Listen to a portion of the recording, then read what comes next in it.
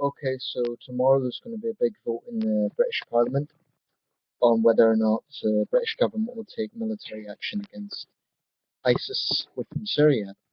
I'm starting to think maybe we should start calling them Daesh simply because it pisses them off. And if they don't like it, then it should be encouraged. Because anything that goes against this organization is a good thing. So if they choose ISIS as a name for themselves, maybe we should start calling them Daesh. Not because of political correctness, but because that's what they don't want to be called. Um, in the time that I uploaded the last video, I've been reflecting on this issue. And obviously, because we're talking about military action, it's something that should, I have thought about very, very carefully because the issues are grave. Um, I've seen quite a lot of compelling arguments against military intervention. Um, I don't agree with all the positions of those making those arguments, but nevertheless, it's hard to avoid the fact that they are strong arguments. For example, they've pointed out that France, the United States, and Russia have been bombing ISIS for months, ISIL, and that's made no difference.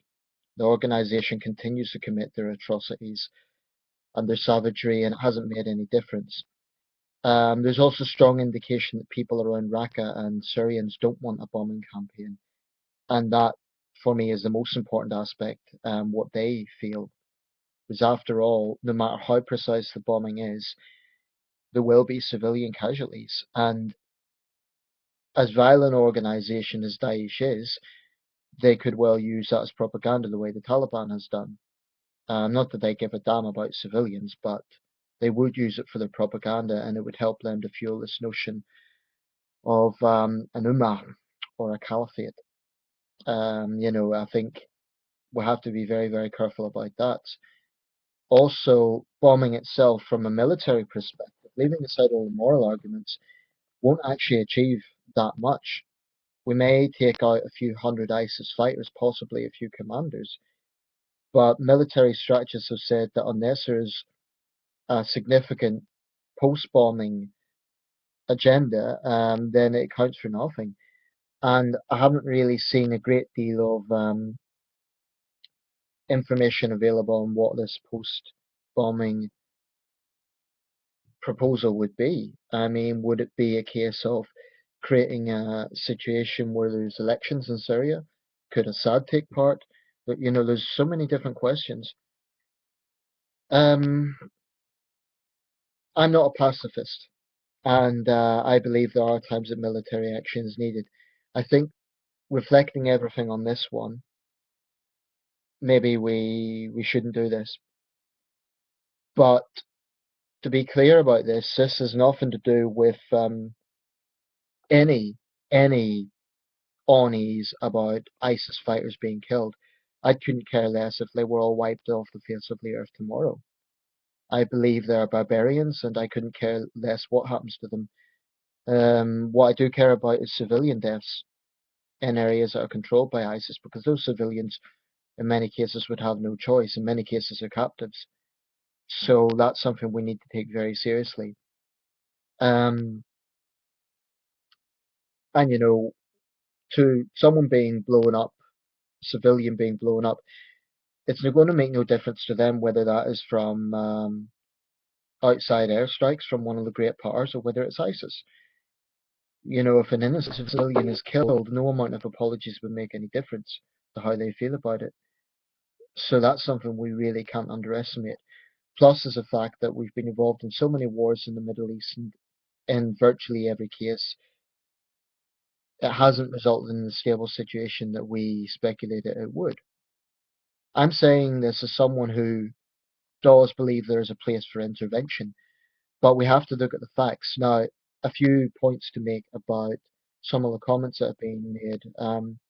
George Galloway, no, sorry, not George Galloway, Ken Livingstone was in hot water, former mayor of London, proclaiming that the 7/7 bombers sacrificed themselves. He was given an interview this morning. He had to be on the defensive. It was on the Victoria Derbyshire show. He claimed that he didn't feel sorry for the terrorists and so on, but The problem is there are some on the left who come out with statements like this, and I really don't think it is a case of feeling sorry for terrorists, but I don't think they understand how the words come across. And if you say something like these four young men were, they sacrificed themselves, that basically gives a very bad impression of where your position is. Now, Ken Livingstone said after the 7/7 attacks, he ordered police onto the streets to stop these sort of attacks. The problem is, if you're a public figure and you cannot bring yourself to gauge the public mood, to express clear outrage, then people are going to interpret that a certain way. So even if Ken Livingstone doesn't sympathise with the 7/7 bombers, I don't think he does. Although he was accused of being apologist for them and buying into the propaganda, in a way I think that's true, because he was putting all the blame on Tony Blair in Iraq rather than getting any blame on the people who actually done this. Um, in a sense, that does lend into the propaganda, because the thing is the organisations want to present a Lemonist mentality. They want to present this idea that it's these colonialist Western countries are trying to take over Muslim lands, when the truth is, in many cases, they're the ones who are taking over from other countries. I suspect the vast majority of ISIS fighters are not even Syrians. So this notion that some very foolish people have, that they are just sons and fathers defending their homeland, I think that's very gullible. I forget the actor's name, someone Rylance, Tom Rylance, I can't remember his name, but the comments he came out with the other day, now, to be fair, he did concede that he didn't know all the issues, but nevertheless, they were astonishingly naive, and that's the problem I have with much of the political left. And I stand by my views on the Stop the War Coalition. They may be right about not bombing Syria. They may be right in practical terms and in terms of the fact that there is a risk of civilians being killed. But I do have a problem with an organization that cannot bring themselves to directly, vociferously, and passionately condemn Islamist terror. They acknowledge it to an extent, although they will never use the word Islamist. Um, they blame it all on Western policy. They don't attach any responsibility to terrorists themselves.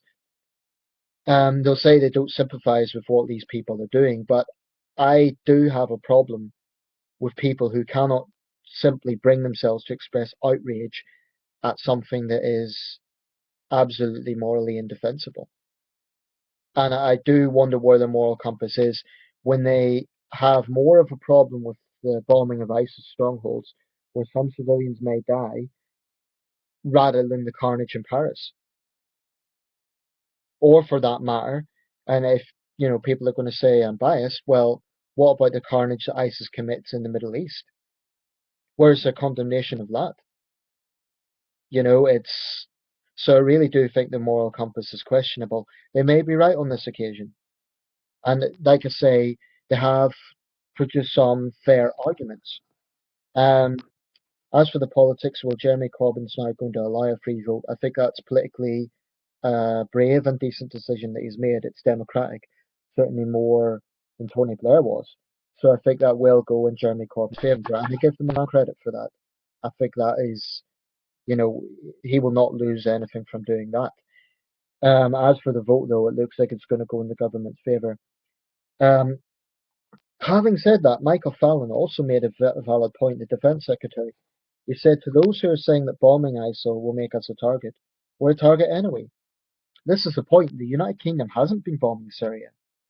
And it's a narrative that the likes of the Stop the War Coalition won't talk about. But we have not actually been bombing Syria or ISIS. It's been the Americans, the French, and the Russians. So we're still a target. So what does that tell you?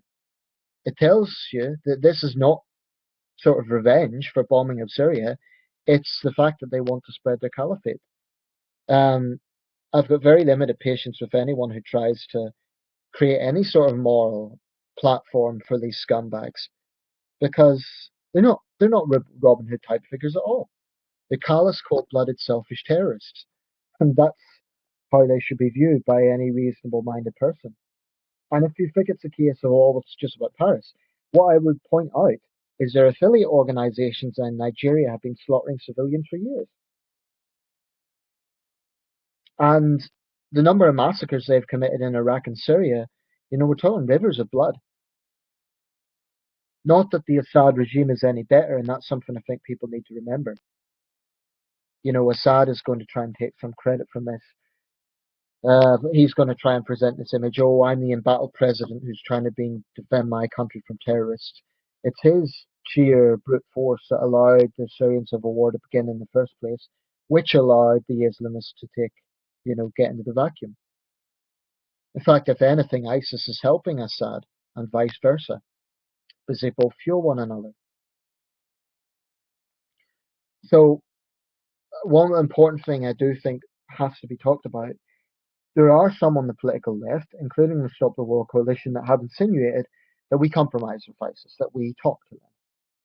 This is profoundly gullible. Now, people will say, well, we spoke to the IRA.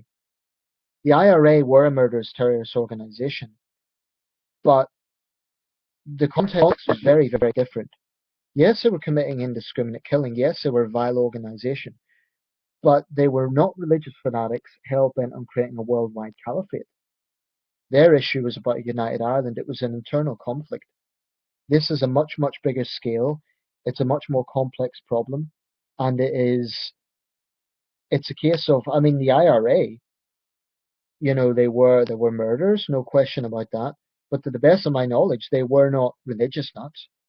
They didn't enslave women and throw gay men from buildings. That's where there's a fundamental difference of ideology here. And to those on the left who are saying that we need to reach out to them and compromise with them, when you compromise with an organization like this, it means giving them at least part of what they want.